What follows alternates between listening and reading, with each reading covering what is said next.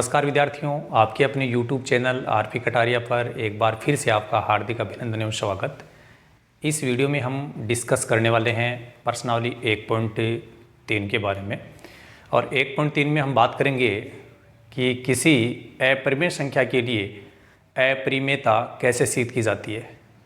और इस संदर्भ में हम इस प्रश्नावली से पहले इसके जो एग्जाम्पल्स हैं अपरिमेयता सिद्ध करने से संबंधित, उसके बारे में हम डिस्कस कर चुके हैं। और इसका जो वीडियो है आपको हमारी प्ले लिस्ट में उपलब्ध हो जाएगा, तो आप लगातार हमारे चैनल पे बने रहें। और गणित में आपको प्रत्येक टॉपिक में बहुत ही आसानी से समझने के लिए हम काफ़ी प्रयास कर रहे हैं और उसी दिशा में हम आगे बढ़ रहे हैं। तो आज हम बात करते हैं प्रश्नावली 1.3 के बारे में। प्रश्नावली 1.3 है, उसका पहला क्वेश्चन है कि सिद्ध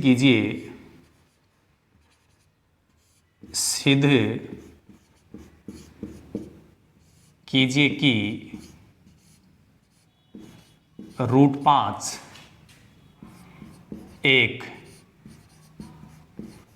अपरिमेय संख्या है। √5 अपरिमेय संख्या है, ऐसा हमें सिद्ध करना है। प्यारे विद्यार्थियों, आपकी जानकारी के लिए बता दूं कि पिछले जो एग्जाम्पल्स हमने किए हैं, एग्जाम्पल्स नंबर 9, 10 और 11, उसमें भी इस प्रकार के क्वेश्चनों की ही चर्चा हुई है। आप देखेंगे कि प्रश्नों का फॉर्मेट सेम है, बट वहाँ पर जो क्वांटिटी उपलब्ध करवाई जा रही है हम लोगों को, वो क्वांटिटी थोड़ी थोड़ी डिफरेंट है। जैसे कई बार सिंगल क्वांटिटी उपलब्ध करवा दी गई, कभी कभी इसके साथ में कोई सामान्य संख्या जोड़ दी जाएगी, घटा दी जाएगी, या भाग में दे दी जाएगी, गुणा में दे दी जाएगी। तो उन तीनों चारों कंडीशंस में थोड़ा सा परिवर्तन होगा, बाकी मूल जो फॉर्मेट है उसमें कोई परिवर्तन नहीं होगा। तो चलिए हम बात करते हैं इसके रिजल्ट के बारे में कि किस प्रकार से हम इसको अपरिमेय सिद्ध करेंगे। इसके लिए हम लोगों ने जो फॉर्मेट बनाया था भाषा शैली का, उसको आप याद कर सकते हैं। सभी क्वेश्चंस में उसी प्रकार की सेंटेंस का हम प्रयोग करेंगे। माना a/b एक परिमेय संख्या है। a/b एक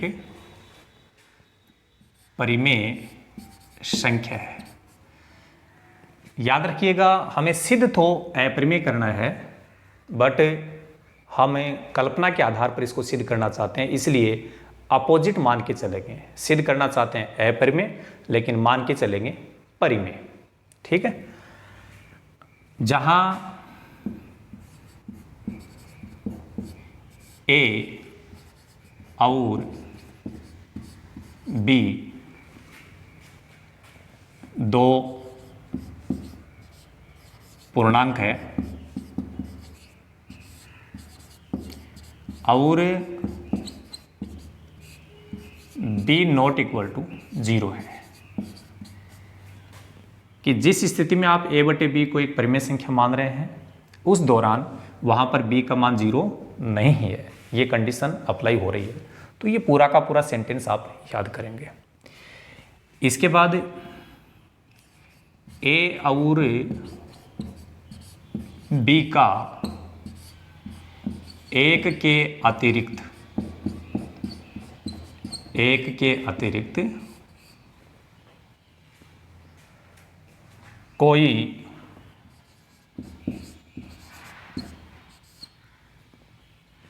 उभयनिष्ठ गुणनखंड नहीं है।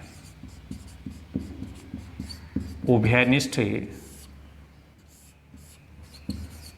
गुणनखंड नहीं है, ऐसा भी हम मानेंगे। तो ये सब सेंटेंस फिक्स हैं, इनको आप सभी क्वेश्चंस में अप्लाई कर सकते हैं, एक बार याद करने से ही अपना काम चल जाएगा। और अब जिस संख्या को हम अपरिमेय सिद्ध करना चाहते हैं उसको भी हम मानेंगे, क्या मानेंगे, जस्ट विपरीत। अपरिमेय सिद्ध करना चाहते हैं उसको भी परिमेय मानेंगे। √5 परिमेय संख्या है। अब देखिए मैथमेटिकल रूप में हमें किस प्रकार से आगे बढ़ना है इसको सोल्व करते समय। सबसे पहले हम लिखेंगे a/b, इसके बराबर में जो संख्या आपने क्वेश्चंस में दी गई है वो इसके बराबर में नोट करेंगे।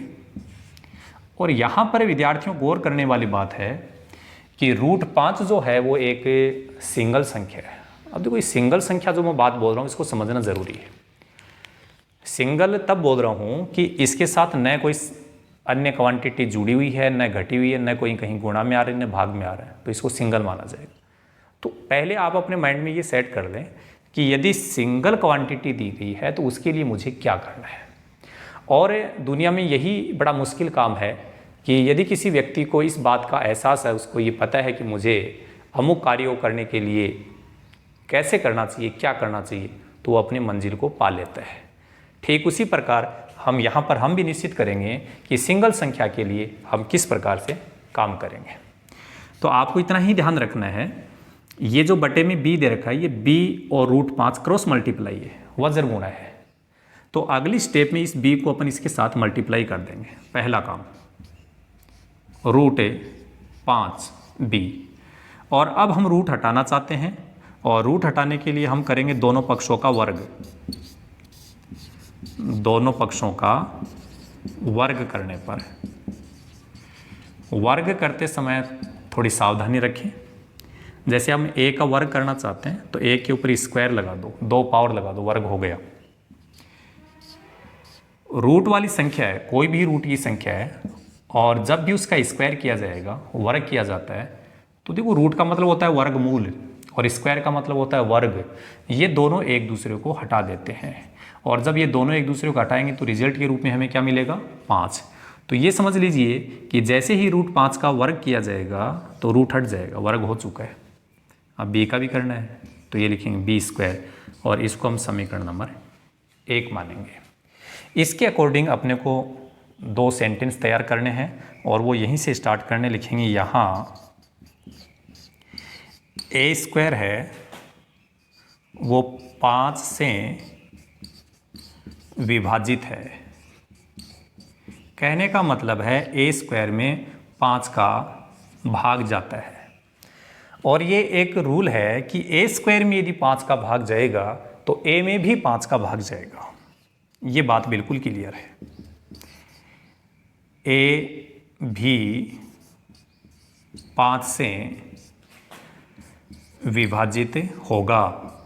ये बड़ी इम्पोर्टेंट लाइन है, इम्पोर्टेंट सेंटेंस है, इसको हमें ध्यान में रखना होगा। इसको मैं एक एग्जांपल के तौर पे आपको समझा दूं। जैसे मैंने a² का मतलब एक बार ऐसे समझिए, मान लीजिए a बराबर हमें 6 ले रहे हैं, ठीक है।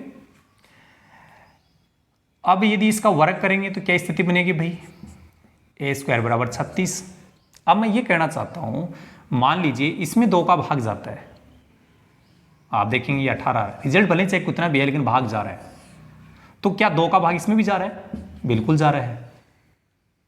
तो आप समझ गए होंगे कि यदि किसी संख्या के वर्ग को किसी भी संख्या से भाग लगाया जाता है और भाग चला जाता है तो उस संख्या में भी भाग जाएगा। तो मेरा कहने का मतलब यहाँ पर यह था, यदि a² 5 से विभाजित है तो इसमें कोई आपको डाउट नहीं होना चाहिए कि a भी 5 से विभाजित होगा या नहीं होगा, बिल्कुल होगा।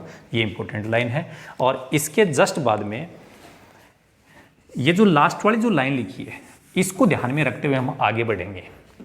यहाँ हमने लिखा है a भी 5 से, तो हम एक तो a काम में लेंगे और एक अपन 5 काम में लेंगे। तो मानेंगे a बराबर 5, और 5 के साथ में यहाँ कोई पूर्णांक ले लेंगे, थोड़ा सा बता देंगे कि c क्या है, कोई पूर्णांक है, ठीक है। अब जैसे हमने यहाँ वर्ग किया था तो यहाँ पर भी वर्ग करेंगे अपन, दोनों पक्षों का वर्ग करने पर, तो दोनों पक्षों का वर्ग करेंगे तो क्या स्थिति होगी, देखो ये स्क्वायर लगा दिया ए के ऊपर, तो ये तो ए का वर्ग हो गया, 5 का वर्ग आप जानते हो 25, सी का वर्ग करेंगे तो सी स्क्वायर। इसको आप समीकरण नंबर 2 बना दीजिए। समीकरण नंबर 1 से समीकरण नंबर 2 में हम मान रखेंगे। अब हमें मान किसका रखना चाहिए, देखो दोनों जगह कॉमन चीज़ क्या आ रही है, ए स्क्वायर, तो हमें मान रखना है ए स्क्वायर का। तो हम कहेंगे कि समीकरण नंबर 1 से समीकरण नंबर 2 में ए स्क्वायर का मान रखने पर, तो चलिए यहाँ जो ये ए स्क्वायर है उसकी जगह अपन ये अप्लाई करेंगे 5b स्क्वायर, 5b स्क्वायर बराबर 25 सी स्क्वायर। ये यहाँ गुणा में जो 5 है वो इधर बटे में चला जाएगा, तो कहने का मतलब 25 में 5 का भाग चला जाए, तो आप इसको डायरेक्ट यहाँ से काट सकते हो कि 5 का भाग 25 में कितनी बार जा रहा है, 5 बार, तो यहाँ लिख दो आप 5, तो ये हो गया b स्क्वायर बराबर 5 सी स्क्वायर। यहाँ देखिए इस लाइन के अकॉर्डिंग ये जो सेंटेंस हमने तैयार किए थे कि ए स्क्वायर 5 से विभाजित है और तो ए भी 5 से विभाजित होगा, ठीक उसी प्रकार यहाँ हम बी स्क्वायर के बारे में भी बात करेंगे। तो वो चीज़ मैं यहाँ लिख देता हूँ कि बी स्क्वायर 5 से विभाजित है, बी स्क्वायर 5 से विभाजित है, अतः बी भी 5 से विभाजित होगा। देखो ये जो अभी हमने अंडरलाइन की थी 2 लाइनें यहाँ और वहाँ, इन दोनों जगह 5-5 आ रहा है, तो इन दोनों सेंटेंस से क्या निष्कर्ष निकलता है कि ये जो 5 है वो क्या है, ए और बी का उभयनिष्ठ गुणनखंड। तो यहाँ अपन बोलेंगे इसलिए ए और बी का उभयनिष्ठ गुणनखंड 5 होगा। ठीक है, अब देखो एक बात मैं बताऊं, स्टार्टिंग में हमने यहाँ पर एक लाइन मानी थी कि ए और बी का एक के अतिरिक्त कोई उभयनिष्ठ गुणनखंड नहीं है, बट यहाँ हम देख रहे हैं कि ए और बी का उभयनिष्ठ गुणनखंड 5 हमें प्राप्त हो गया। तो हुआ क्या कि हमने माना कुछ और ही था लेकिन मिला कुछ और ही, माना कुछ और ही मिला कुछ और ही। ऐसी स्थिति में दोनों सेंटेंस के लिए विरोधाभास की स्थिति बन गई। तो ये आपको याद आ जाएगा कि भाई दोनों बातें अलग अलग है, तो हम वो एक लाइन लिखा करते हैं, एक सेंटेंस लिखा करते हैं कि यह एक विरोधाभास है, यह एक विरोधाभास है, और ऐसा हमारी गलत कल्पना के कारण हुआ है, और अंत में लिखेंगे अतः है √5 जो है वो क्या है, एक अपरिमेय संख्या है। तो इस प्रकार से इसका फॉर्मेट आपको समझ में आया होगा। कुछ निर्धारित लाइनें हैं, सेंटेंस हैं, उनको आप थोड़ा सा याद कर लीजिए, फिर 1-2 बार इन प्रश्नों को आप राइट डाउन करेंगे तो डेफिनेटली आप लोग इस चीज़ को क्लियर कर पाएंगे। अब बात करते हैं अपन क्वेश्चन नंबर 2 के बारे में। तो क्वेश्चन नंबर जो 2 आपका होगा उसमें कुछ क्वांटिटी जो है वो अपने को थोड़ी चेंज कर दी है। तो देखिए क्या स्थिति बनती है। बाकी चीज़ें मैं थोड़ी एक बार मिटा देता हूँ, कुछ चीज़ें मैं मिटा नहीं रहा हूँ, आप जस्ट अभी समझ जाएंगे कि ये चीज़ें मैंने क्यों नहीं मिटाई। यहाँ आप देखेंगे कि जैसे ही संख्या का फॉर्मेट चेंज हो गया तो इसमें मेथड में भी थोड़ा सा परिवर्तन होगा। ठीक है ना, चलिए देखो क्या परिवर्तन होता है। आपका क्वेश्चन नंबर जो 2 है उसमें बताया गया है कि सिद्ध कीजिए कि संख्या अपने को दी गई है 3 + 2√5। ठीक है। तो अभी जो जस्ट हमने क्वेश्चन किया उसमें संख्या सिंगल थी, यहाँ सिंगल नहीं है, यहाँ कोई न कोई संख्या जुड़ भी रही है, कहीं न कहीं गुणा में भी आ रहा है कुछ न कुछ है। तो ये एक कंपोज आपने बोल सकते हैं मिश्रित टाइप की संख्या बन गई। तो इसके लिए क्या किया जाना चाहिए, देखिए ये पहला सेंटेंस एज इट ऐसा ही रहेगा। माना a बटे b एक परिमेय संख्या है जहाँ a और b दो पूर्णांक है और b नॉट इक्वल टू 0 है, कि यहाँ b का मान 0 नहीं है। a और b का एक के अतिरिक्त कोई उभयनिष्ठ गुणनखंड नहीं है, ऐसा अपन सभी में अप्लाई कर सकते हैं। और अब जिस संख्या के लिए हम सिद्ध करना चाहते हैं उस संख्या को एक बार हम क्या मान लेंगे, परिमेय मान लेंगे। चलिए अब a बटे b के बराबर में इसको नोट करेंगे, 3 + 2 √5। बस ये समझ लीजिए यहाँ जो a बटे b है इसमें थोड़ा सा परिवर्तन करेंगे हम, और परिवर्तन करने के लिए करना क्या है, इस √5 को केवल और केवल सिंगल संख्या बना लीजिए। अब सिंगल कैसे बनेगा, पहले तो ये जो 3 है इसका इधर ट्रांसफर किया जाएगा, पक्षांतरण, समझ गए होंगे आप। तो हमारे सामने यहाँ बराबर के सामने कितना बचेगा, 2 √5। लेकिन अभी भी ये सिंगल नहीं माना जाएगा क्योंकि इसके गुणा में कुछ न कुछ आ रहा है। अब इस 2 को हटाया जाएगा तो ये 2 गुणा में आ रहा है, तो गुणा वाली संख्या को जब भी हटाया जाता है तो उस बराबर वाली संख्या के बटे में आ जाता है। तो ये 2 गुणा में आ रहा है, तो इसके सामने वाली ये जो संख्या आपको दिख रही है इसके बटे में आएगा। सेट कर दो, देखो ये a बटे b तो था, इस 2 को यहाँ सेट कर दो, आ गए बटे में, गुणा में था भाग में आ गया, 3 के बटे में लिख दो, ठीक है ना। इधर अब क्या बच गया, √5। बड़ा सिंपल काम है। पहले वाले क्वेश्चन में तो अपने को भाषा बड़ी आगे बढ़ानी पड़ रही थी, लेकिन इसका रिजल्ट तो बन चुका है, ये मान लीजिए उत्तर आ गया हमारा। अब एक बात समझनी है, चाहे a हो चाहे b हो चाहे 3 हो चाहे 2 हो, ये सब के सब क्या है, a b 2 और 3 क्या है, पूर्णांक है। और सभी विद्यार्थी इस बात को निश्चित कर लें कि पूर्णांकों से बनी हुई संख्या निश्चित रूप से एक परिमेय संख्या ही होगी। तो मैं ये कहना चाहता हूँ कि चाहे a है चाहे b है चाहे 3 है चाहे 2 है, इनसे बनी हुई ये जो क्वांटिटी आ रही है ब्रैकेट के अंदर जो आपको दिखाई दे रही है, इस पूरी क्वांटिटी को हम क्या लेके मानेंगे, ऐसा मानेंगे कि ये परिमेय संख्या है। और कोई ये नहीं सोचना कि सर तो मान रहे हैं, मैं मानने की बात कर रहा हूँ, भाषा शैली में ऐसा बोला जा रहा है, परंतु ये निश्चित रूप से ही परिमेय संख्या है, तो आपको इसको परिमेय बोलना पड़ेगा, ठीक है ना। तो हम बोलेंगे a बटे 2b माइनस 3 बटे 2 एक परिमेय संख्या है। अब मैंने रीजन बता दिया भाई आपको कि ये परिमेय क्यों है। एक बार फिर से बात क्लियर कर देता हूँ, a हो चाहे b हो चाहे 3 हो चाहे 2 हो, ये सब के सब पूर्णांक हैं और इनसे बनी हुई जो संख्या है, क्वांटिटी है, वो हमेशा क्या होगी, परिमेय। चलिए यदि आपने इसको परिमेय बोल दिया है तो इसके बराबर में आने वाली ये जो क्वांटिटी है √5, इसको भी आपको परिमेय ही बोलना पड़ेगा। क्यों, समीकरण के दोनों पक्ष हैं, उनके गुणधर्म इक्वल ही होते हैं। समीकरण के 2 पक्ष हैं तो इधर जो चीज़ लागू होती है वो चीज़ इधर भी लागू होगी। तो इसको आपने परिमेय निश्चित किया है तो इसको भी आप क्या बोलेंगे, परिमेय।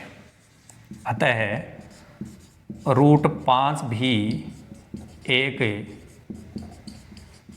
परिमेय संख्या है।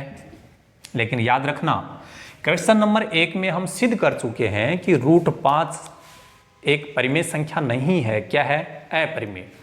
तो यहाँ लिखेंगे परंतु हम जानते हैं। कुछ विद्यार्थी सोच रहे हैं कि सर हम तो जानते नहीं हैं। अरे भाई मान लीजिए, गणित में मानना पड़ेगा कि हम जानते हैं, और नहीं जानते हो तो हम यहाँ पर आपकी जान पहचान करवा रहे हैं ना। कि हम क्या जानते हैं कि √5 है, वो क्या होता है परिमेय संख्या।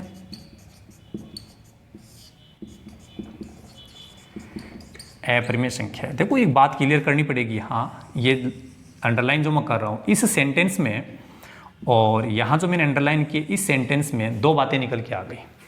एक जगह बताया जा रहा है कि √5 परिमेय संख्या है, एक जगह बताया जा रहा है कि √5 अपरिमेय संख्या है। तो जस्ट अपोजिट हो गया। अपोजिट हो गया तो वहाँ क्या होगा, विरोध होगा। और विरोध होगा तो आपको याद आ गई होगी कि विरोधाभास वाली जो सेंटेंस है उसको हमें अप्लाई करना है। और ये मैंने इसको मिटाया नहीं था, इसीलिए नहीं मिटाया, मुझे पता था कि आगे यूज़ होने वाला है। यह एक विरोधाभास है और ऐसा हमारी गलत कल्पना के कारण हुआ है। और ये सेंटेंस लिखने के तुरंत बाद में जो आप सिद्ध करना चाहते हो वो सिद्ध हो चुका है। तो आप अंत में बोलेंगे कि आपका ये जो 3 + 2√5 ये जो क्वांटिटी है, इसके लिए आप क्या कहेंगे कि ये एक अपरिमेय संख्या है। ठीक है ना। तो जहाँ तक मैं समझ रहा हूँ, जैसा मैं मान रहा हूँ कि आप लोग इसको निश्चित रूप से सीखे होंगे, बिल्कुल सिंपल फॉर्मेट है। हम और 10वीं क्लास का जो स्टैंडर्ड है उसके अकॉर्डिंग बिल्कुल ही स्लो स्पीड में मैं इसको बताने का प्रयास कर रहा हूँ ताकि वो चीज़ अच्छे से क्लियर हो पाए। अब देखिए, अब हम क्वेश्चन नंबर 3 की बात करने वाले हैं। और क्वेश्चन नंबर जो 3 है वहाँ पर देखिए आप क्या स्थिति बनेगी, क्या क्या अपने क्वांटिटी दी जा रही है। यहाँ पर भी मैं फॉर्मेट फिर नहीं मिटा रहा हूँ, या बस समझ गए हो कि ये फॉर्मेट अब फिक्स हो गया और मैं मिटा इसलिए ले रहा हूँ कि ताकि आपको मैं बार बार ये बताता रहूँ और आप लोगों को ये अच्छी तरीके से याद हो जाए। चलिए, क्वेश्चन नंबर 3 जो है उसके पॉइंट्स पे आप गौर करेंगे कि प्रत्येक पॉइंट में हमें कौन कौन सी क्वांटिटी उपलब्ध करवाई गई है। तो आप देखेंगे क्वेश्चन नंबर 3 में बोला गया है कि सिद्ध कीजिए कि निम्नलिखित संख्याएं अपरिमेय संख्या है। जिसमें पॉइंट नंबर 1 में बोला गया है 1/√2। ठीक है। पॉइंट नंबर 2 में बोला गया है 7√5 और पॉइंट नंबर जो 3 है उसमें बोला गया है 6 + √2। तो अभी अभी मैं पॉइंट नंबर 3 की बात पहले कर देता हूं क्योंकि इस टाइप के क्वेश्चन को अभी भी हमने किया था। क्या किया था देखो, बाकी भाषा सेम रहेगी। तो पहले मैं पॉइंट नंबर 3 की ही बात कर लेता हूँ, बाकी पॉइंट नंबर 1 और 2 की बात भी हम करेंगे। ये सेंटेंस आप एज इट लिखेंगे। क्वांटिटी हमारे पास में 6 + √2, या हम लिखते हैं A/B = 6 + √2। और हमारा प्रयास क्या है कि रूट वाली संख्या वो सिंगल होनी चाहिए। और सिंगल बनाने के लिए क्या करना पड़ता है, या तो हो सकता है कोई ट्रांसफ़र करना पड़े किसी संख्या का, पक्षांतरण हो सकता है कि कहीं गुणा भाग करना पड़े, जो भी हमें प्रोसेस करनी पड़े, जो भी प्रक्रिया हमें तो उस प्रक्रिया से हम गुजरेंगे। चलिए, इस 6 का इधर ट्रांसफ़र कर देंगे अपन। ठीक है ना। तो हमारे पास में √2 अब सिंगल संख्या बन गई। बस इतना ही काम करना था, न कोई वर्क करना है, न कोई समीकरण बनाना है, कुछ नहीं करना, केवल इतना ही।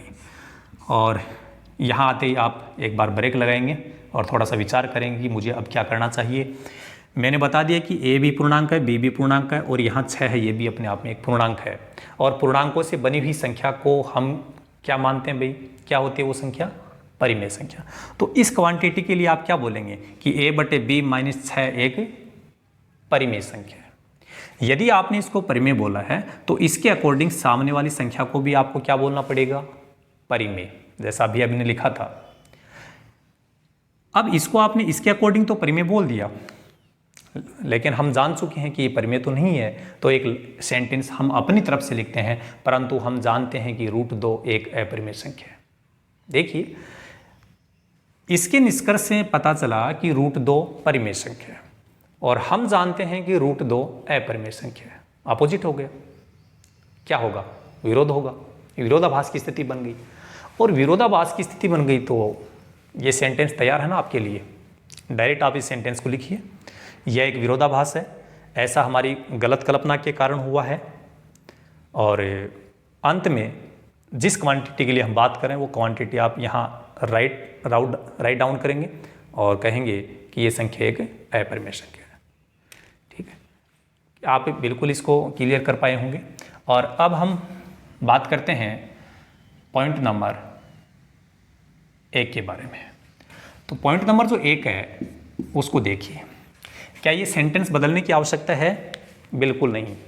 सभी क्वेश्चन के लिए इस पूरे के पूरे सेंटेंस है एज इट ऐसे कैसे ही लिखे जा रहे हैं। और अब आगे हमें क्या करना चाहिए, देखिए।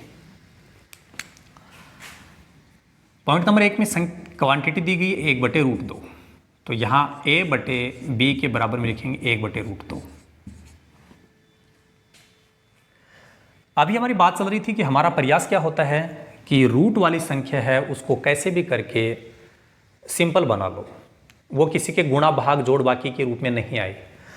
तो इसकी दो स्थितियाँ हैं, या तो इनको वज्र गुणा कर लीजिए, क्रॉस मल्टीप्लाई कर लीजिए, ठीक है ना।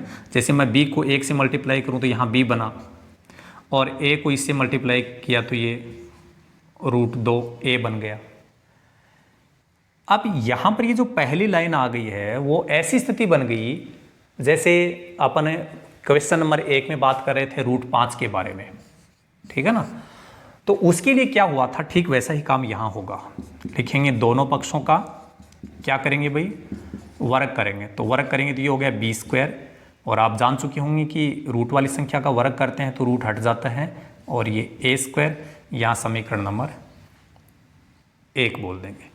और इस लाइन के अकॉर्डिंग एक सेंटेंस लिखेंगे कि b² है वो किससे विभाजित है भाई, 2 से, 2 से विभाजित है, और b² 2 से विभाजित है, आता है b भी 2 से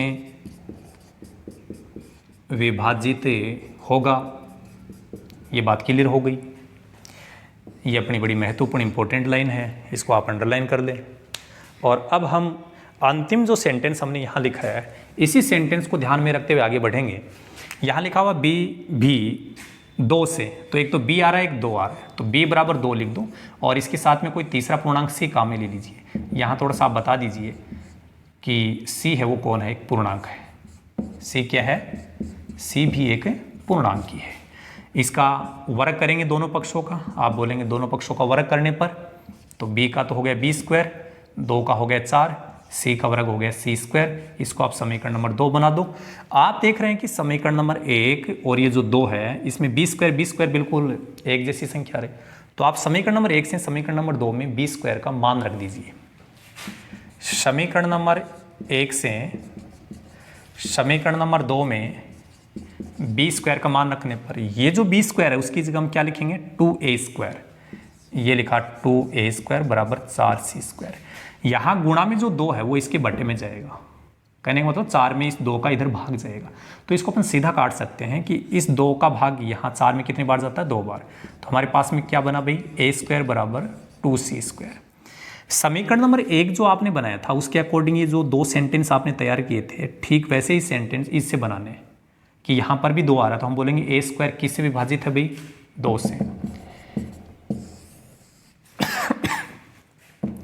a² वो 2 से विभाजित है, और a² 2 से विभाजित है तो a भी क्या होगा, a भी 2 से विभाजित होगा, ठीक है ना। और अब ये बात क्लियर हो गई कि जिन सेंटेंस के नीचे हमने अंडरलाइन किए वहाँ दोनों जगह क्या आ रहा है, 2 आ रहा है। तो ये 2 कौन है, a और b का उभयनिष्ठ गुणनखंड। तो हम लिख सकते हैं, आता है 2 a और b का उभयनिष्ठ गुणनखंड है।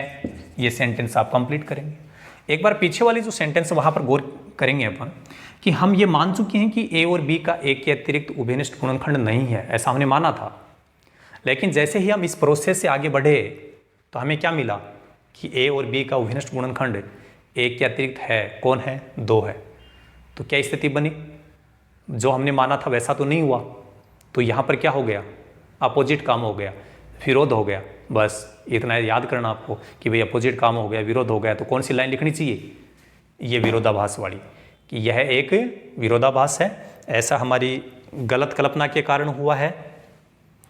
और अंत में लिखेंगे अतः है 1/√2 एक अपरिमेय संख्या है। इस प्रकार से आप पॉइंट नंबर 1 को कंप्लीट करेंगे।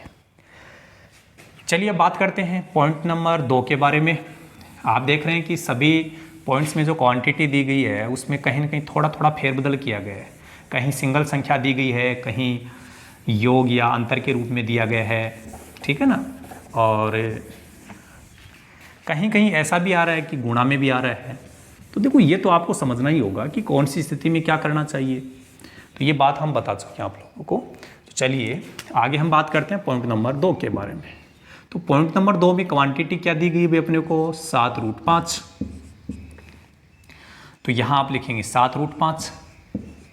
हमारा पहला प्रयास ये है कि इधर रूट वाली संख्या जो है √5, इसको आप सिंगल बनाएं, इसके गुणा में या भाग में या योग के रूप में कोई संख्या नहीं हो, और यदि है तो उसको हटाएंगे। तो यहाँ ये जो 7 गुणा में है वो वहाँ से हट करके इस b के साथ में आ जाएगी भाग में, क्योंकि बटे में होता ना। देखो ये a/b तो पहले से था, ये जो 7 यहाँ गुणा में आ रहा है, गुणा वाली संख्या को जब भी हटाया जाता है तो वो सामने वाली संख्या में बटे में आता है, तो ये 7 यहाँ शिफ्ट हो जाएगा। क्लियर हो गई होगी। और अब बात बिल्कुल क्लियर है, न कोई वज्र गुणा करना है, न कहीं पे हमें कोई वर्ग करना है, सीधा सीधा क्या बोलना है, a, b और 7 ये सब क्या है, पूर्णांक, सब के सब ये पूर्णांक है। और हम जान चुके हैं, कई दफ़ा मैंने इस बारे में बताया कि पूर्णांकों से बनी हुई संख्या क्या होती है, परिमेय संख्या। तो इस क्वांटिटी के लिए आपको क्या बोलना पड़ेगा कि a/7b एक परिमेय संख्या है। क्लियर। अब यदि आपने इसको परिमेय बोला तो इसके अकॉर्डिंग इसको भी आपको परिमेय ही बोलना पड़ेगा, ठीक है ना। तो आप √5 के बारे में क्या बोलेंगे, √5 भी एक परिमेय संख्या है, ऐसा आप बोलेंगे, ध्यान रखना। लेकिन इस प्रोसेस में जैसे ही आप इसको परिमेय बोल देते हैं तो याद कर लेना कि हम भी कुछ जानते हैं, ऐसा नहीं है कि हमें कुछ आता नहीं है, हम भी जानते हैं। क्या जानते हैं कि √5 है वो परिमेय नहीं है, क्या है, यहाँ लिखेंगे, परंतु हम जानते हैं कि √5 एक क्या है, अपरिमेय संख्या। ये चीज़ हमने कहाँ पे देखी, क्वेश्चन नंबर 1 में हम इसको सिद्ध कर चुके हैं। तो यहाँ पर तो हमें क्या रिजल्ट मिल रहा है कि √5 एक परिमेय संख्या है, और अपने अकॉर्डिंग √5 एक अपरिमेय संख्या है, अपोजिट हो गए। याद करना, मेरी लैंग्वेज से यदि आप समझ पा रहे हैं तो मैं कह रहा हूँ कि अपोजिट हो गया। अपोजिट का मतलब आप बोलेंगे विरोध, बस। और विरोध बोलते आपको याद आ जाएगा कि मुझे कौन सा सेंटेंस लिखना है। यह एक विरोधाभास है, यह एक विरोधाभास है, और ऐसा क्यों हुआ, ऐसा हमारी गलत इमेजिनेशन के कारण हो गया कि हमने गलत कल्पना कर ली, ठीक है, के कारण हुआ है। बस अब आप फाइनल निष्कर्ष पे पहुंच चुके हैं। इतना कुछ लिखने के बाद में डायरेक्ट आपको लिखना है कि ये जो 7√5 है वो कैसी संख्या है, अपरिमेय संख्या। तो इस वीडियो में केवल इतना ही। So thank you so much, all the best.